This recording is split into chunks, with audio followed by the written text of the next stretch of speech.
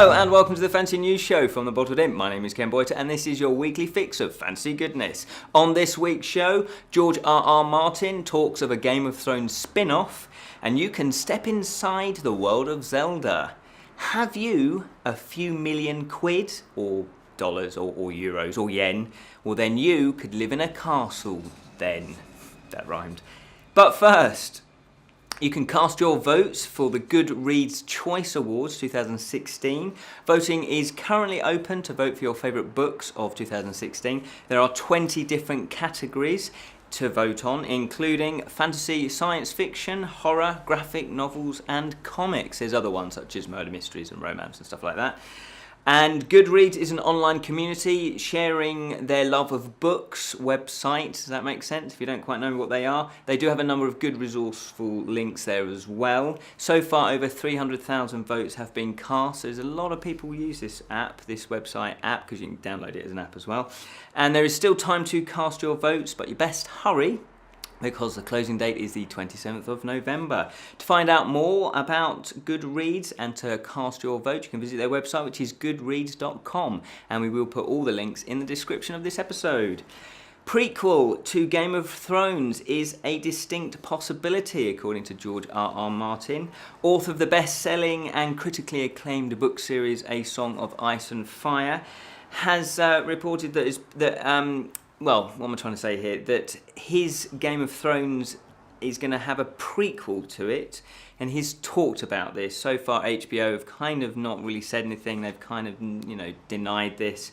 But he has been talking about this prequel, and it's all kind of based on the Tales of Dunk and Egg. And he was saying that that could easily be done as 2-hour standalone episodes. There's a trio of novellas that are tales about a hedge knight named Sir Duncan the Tall and also his squire Egg. And they are set in the world of Westeros nearly 100 years previous to A Game of Thrones. So far the tales have actually been released in one publication. They've also been released over the years in a number of magazines, but they've been recently published as one book, which was called A Knight of the Seven Kingdoms. And he's saying that he has plenty more stories about these characters in his head, so that's good. So far, as I say, there's been no discussions about the Game of Thrones spin-offs, but HBO programming chief Michael Lombardo suggested that he could be convinced if Martin really felt that it was the right thing to do, or if the current show producers David Benioff and D.B. Weiss, don't quite know how you pronounce that, if they actually back the idea. It sounds promising. I would love it to happen because obviously more adventures in Westeros is always a good thing. We have actually done a review of those novellas about Dunk and Egg, so you can check those out on our channel. So that is good news, exciting news. You can experience The Legend of Zelda in real life. No more computer-generated experiences for Zelda. Nintendo have announced an escape room game experience based on their massively popular and much-loved Legend of Zelda video games. Defenders of the Triforce will be touring the US starting in January of next year in San Francisco, and teams of up to 6 players will get to solve puzzles in a massive area. They'll be able to interact with the classic Legend of Zelda items and characters like the Goron and the Zora tribes. Just like the video games, any items that the team discovers can be used to gain access to other areas. The experience will also include promotional lounge that visitors can check out once they have completed the main puzzle. And there'll be tons of Zelda exclusive merchandise, obviously. That's going to be there. And some pretty cool photo opportunities as well. Scrap, who are the company that have designed the escape room, is very experienced in designing these rooms. So obviously, it's getting a lot of hype. The tour runs between the 31st of January and the 5th of February next year.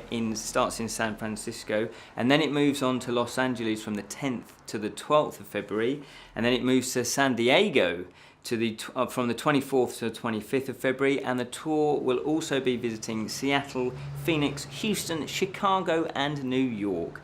Dates for those cities have yet to be announced. Let's hope it comes to the UK as well, because it sounds a lot of fun. You can find out more about it and to buy your tickets if you go to scrapzelda.com, which is a little bit unfortunate of a website name. Fantastic Beasts and Where to Find Them, the original screenplay, is out now. More than 100 Waterstones shops held events to celebrate the launch, with 8 hosting midnight openings. At their flagship store in Piccadilly, they held a Fantastic Beast masked ball that featured the Fantastic Beasts quiz and a live music experience. London-based bookshop Foyles organised a 1920s party at its Charing Cross branch, which included drinks and a swing dance party, plus a screening of the film. And several publishers are releasing titles to tie in with the film's release, including HarperCollins, whose books include The Case of Beasts, Explore the Film Wizardry of Fantastic Beasts and Where to Find Them, and Inside the Magic, The Making of Fantastic Beasts and Where to Find Them. The film has only just opened and it's had excellent critical and fan acclaim, and this is the first film of 5 apparently. And if you've not seen it yet, I would probably recommend it. I've not seen it yet, but I'm going to see it this week. Gremlins soundtrack is coming to vinyl with a new cover artwork. Record company Mondo's release of Gremlins' original soundtrack by Jerry Goldsmith will tempt you to break 2 of the 3 Gremlin rules. Number 1, no bright lights. Number 2, don't get them wet. And number 3, never feed them after midnight. Well, the artwork by Phantom City Creative features UV sensitive gatefold jacket that, when exposed to daylight, reveals hidden messages. How cool's that? In addition, the disc sleeves are water sensitive, so additional images appear when they're exposed to a damp cloth. Hey! But playing the soundtrack after midnight will only make you smile, and you'll be transported into a world full of mischievous little devils. The Gremlins original soundtrack is a 2-disc vinyl LP and goes on sale on Wednesday the 30th of November at mondotees.com. Have you ever wanted to live in a castle?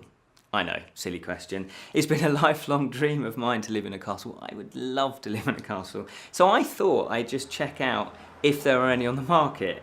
Not that I've got the money to buy one, but the results were quite surprising. I wasn't expecting to find too many, but there were more than I thought there would be for sale. And they're in several different countries around the world, including England, Scotland, Wales, France, Italy, Spain and Portugal. And the castles are in various conditions, as you'd probably expect. Some are really, well maintained and basically you can live in them. And others are just downright, rubble, just a bunch of stones. But still looking pretty cool. A few of my favourites are the Kilkea Castle in Kildare in Ireland, with the price available on request, so that must be quite expensive, and the Monteguladano Castle, I'm sure that's how you pronounce it, overlooking Lake Turismo on the Tuscany-Umbria border in Italy, and that's for sale for £5 million. Yeah, quite a bargain. The Chateau de la Chaise-Crez in France, and the price is €995,000, which I think is quite a bargain, to be honest. And also the Ruprea Castle in Wales for £1.5 million. And that one's a ruin. So there you go, you can have your pick. If you're feeling rich and you'd like to arrange viewings, then visit castlesmanorhouses.com. Kickstarter news: Legends Untold is a cooperative adventure card game from Inspiring Games for 1 to 4 players that plays as a standalone game or as a campaign game. Players take on the role of unlikely heroes, starting with only their wits and a crude weapon, and they explore the Weeping Caves, trying to gain access to the great free city of Dun Mordahan, again, if that's how you pronounce it, and find refuge. Inspired by Choose Your Own Adventure books, remember those back in the day? Well, they're still in print. And RPGs, fancy board games, and Legends Untold sets up in 5 minutes, has no player downtime apparently, and takes about an hour to play. That ticks a lot of boxes there, doesn't it? Now, a cool feature of this game is its flexibility. I really like the sound of this. You can play the game as a modular hero build with thousands of combinations with no restrictions, or play the game solo, or you can play it as a co-op board game that requires no dungeon master. You can also add a dungeon master and play it as an RPG. So they really thought about this. That's loads of different types of games all rolled up in one. The game is designed to give you a different experience every time, with the base caves set having over 360,000 possible maps, which you create as you explore. And there are loads in the box, and they have plenty of stretch goals that have been unlocked already, plus a few more that haven't. The game does look pretty cool, actually, and we did interview Inspiring Games at the UK Games Expo, and they just won the Wyvern's Lair competition at UK Games, where they would pitch their idea to people that were in the game industry, and they got brilliant feedback. I think they won it, I'm pretty sure of that. Anyway, check out the interview with them on our channel. It's already funded and it finishes on the 15th of December. Colbalt PreSB is a collection of fancy miniatures based on their Midgard campaign setting, as well as their Tomb of Beast monster manual. This has been created to help Effian Cool Miniatures obtain a license to produce miniatures based on Colbalt Press role-playing campaigns. So you've got Dungeons & Dragons 5th edition, then you've got Colbalt Press, Colbalt Press, who have then designed standalone, or various other different quests and campaigns that you can use within the D&D universe. And then this company have actually decided to produce the miniatures that accompany the campaigns. Does that make sense? Hopefully it does. The core group of miniatures consists of 20 creatures from Colbalt Press universe. The miniatures will produce at 28mm scale. They're unpainted pewter, with the exception of very large pieces such as any dragons that might get unlocked. Plus, they also have loads of stretch goals, and also they have one for an additional 40 miniatures, and they have images of all the figures and plenty of pledges that allow you to mix and match. It's already funded and it finishes on the 11th of December. Knowledge the Game is a fancy battle-themed board and card game that uses deck building mechanics combined with a battling system involving dice. And again, that one ticks a lot of boxes. You can build your decks with spellcasters, beasts, castles and more to try and strategically win the game. Knowledge cards are also the player's victory cards, but they are also unique and give players special abilities to use during the game. And you can set traps, play potions, and you can eliminate cards from your friends, or well, your enemy's hands I should say, and you can severely cripple their turn and change the entire direction of the game. There are tons of cards in this for building your decks. There's 405 to be exact, plus there's dice and ammunist stones. There's also clear rules of how to play it, and there's also a few videos, reviews as well. They do have lots of pledge levels and also stretch goals to unlock, as you probably would expect. The artwork does look amazing on this, and it does look a really intriguing game. It's already funded with many of the stretch goals unlocked, as I said, and it finishes on the 3rd of December. But that's all we have time for, fellow imps. Thank you so much for watching. Hopefully you've subscribed. If you haven't, please do so. And remember to always spread the word of the Bottled Imp. Until next time, remember to keep it unreal. Unless, of course, you live in a castle.